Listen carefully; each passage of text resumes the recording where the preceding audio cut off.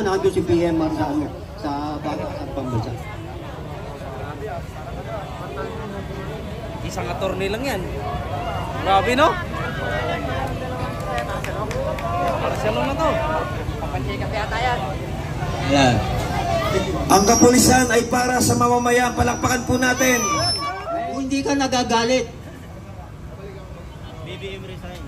kung wala sa iyo ang nangyayari nito sa ating bayan, sinasabi ko, bangag ka rin. Nandun si PMR sa ano, sa pambansa.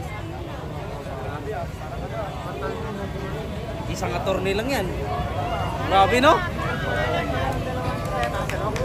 Marcelo na to.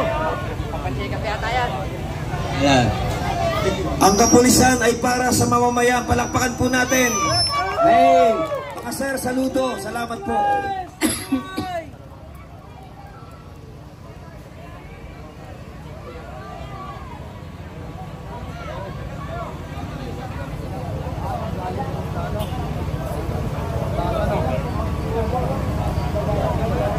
So ito ay mga papasok sa Veterans Hospital. Sabi mo nga ang tunay na ngayong pagbabago, gabi.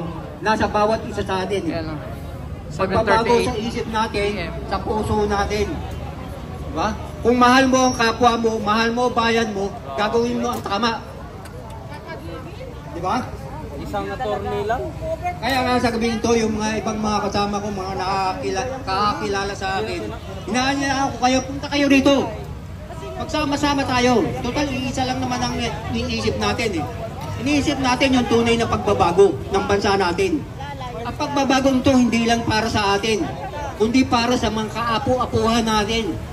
Kung pababayaan natin ito, kung bagay na ito, ano mangyayari sa mga kaapu-apuhan natin, sa mga anak natin, yung mga susunod na henerasyon natin?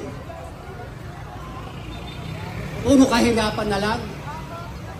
Diba? Puro pagnanakaw na lang. Kasi magiging kultura na yan eh. Ang utak nila, magiging utak na rin ng mga magnanakaw. Yung ba ang gugustuhin natin? Ako hindi ko gusto yun. Kaya ako nandito para pumapalag ako. Hindi pwede sa akin yung gano'n na kultura. Kung ano ang tama, yun ang gawin. Kung yung mali, huwag niyong gawin. Ang turo sa amin ng commander namin, obey first before you complain. Mali! Kung sabihin sa iyo ng commander mo na kainin mo tayo mo, kakainin mo. Napakahirap na ata yun. Nag-aaral ka, hindi mo ginagamit ang isip mo. Susunod ka sa illegal.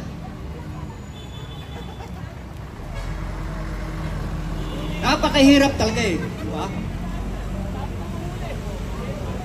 Tapos ngayon, itong Vice President natin, ang Duterte. Ang Duterte lang ang nagbigay ng tamang direksyon sa Pilipinas. Kahit si Donald Trump, naniniwala kay Duterte, kay Tatay Digong, na tama ang ginagawa niya. Pero ito itong mga tarantadong congressman na ito na hindi tama sa kanila. Dahil sinusuportahan nila, pinoproteksyonan nila yung mga drug user, yung mga drug addict, yung mga drug lord. Hindi nila sinusuportahan yung mga pinagpapatay ng mga drugs na yan, ng mga drug lord na yan. Ilang libo yung mga pinagpapatay ng drugs na yan. Hindi ba nila naiisip yun?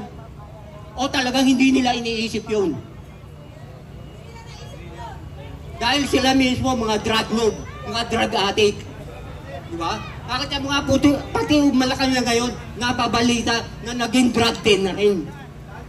Diba? First time in the history.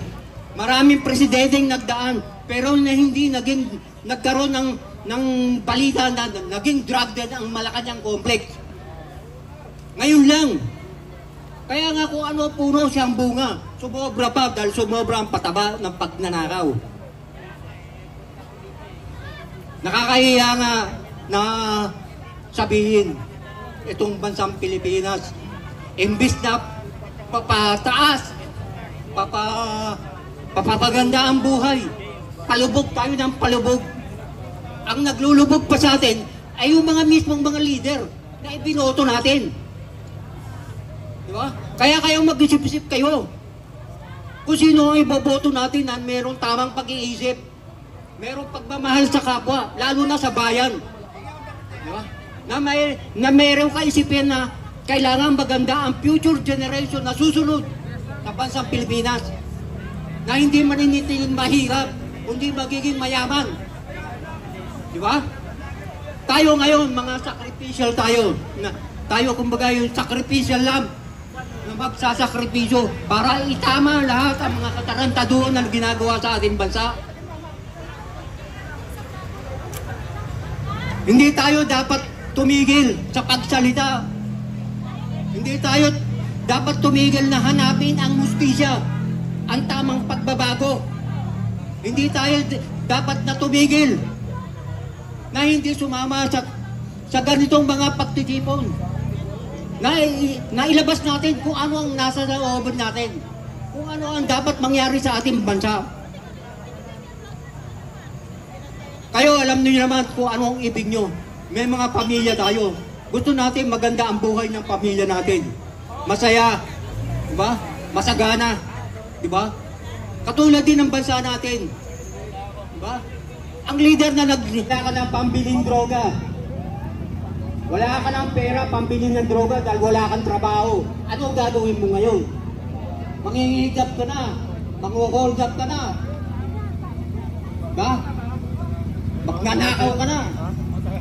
Yan ba ang ginagawa yan ang ginagawa ng ating administrasyon ngayon. Lalo nila pinaghihirap ang tao. Lalo nila pinagpupuyos ang damdamin ng tao. Di ba? Ngayon, kung hindi mo nararamdaman, kung hindi ka nagagalit, kung wala sa iyo ang nangyayari nito sa ating bayan, sinasabi ko, bangag ka rin. Wala kang kinabukasan. Pero patuloy kami umaasa, patuloy kami makikipaglaban para sa amin, hindi man lang sa aming sarili, kundi sa aming mga future generation, sa aming mga anak, sa aming mga apo, na hindi danasin itong mga dinadanas dito.